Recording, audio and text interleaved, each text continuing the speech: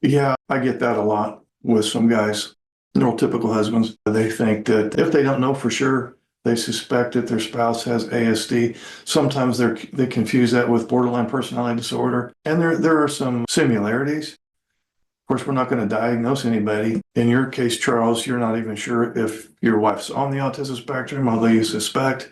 If she has ASD, there's going to be some things that look like borderline personality disorder or BPD. So, for example, women on the autism spectrum often experience emotions that are kind of more intense than their neurotypical counterparts, and that can lead to reactions that appear overwhelming. And this emotional sensitivity can resemble the extreme emotional responses typical of BPD, where those individuals react kind of disproportionately to perceived slights or stressors.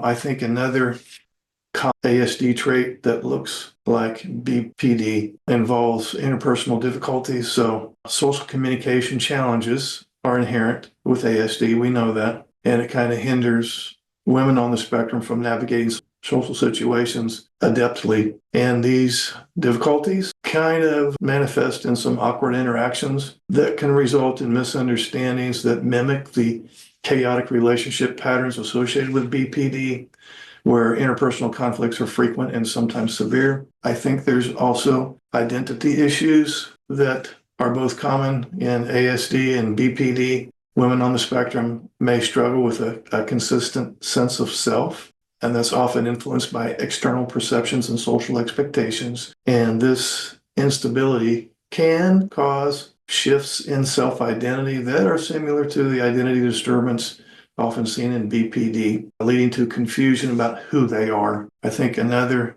common trait in both would be impulsiveness. Women on the spectrum can demonstrate impulsive behaviors, such as acting on sudden interests or making spontaneous decisions without fully considering the consequences. And this impulsivity is also a hallmark of BPD, where these individuals may engage in risky behaviors in response to emotional distress. Meltdowns are also common with ASD and BPD. Relationship challenges are also common in both. Fear of abandonment, common in both. I think that for autistic women, this fear can stem from social isolation or misunderstanding, whereas in the case of BPD, it typically relates to intense emotional responses to perceived threats or perceived threats of loss or rejection. Self-harming behaviors can be common in both. Overwhelming sensory sensitivities, common in both.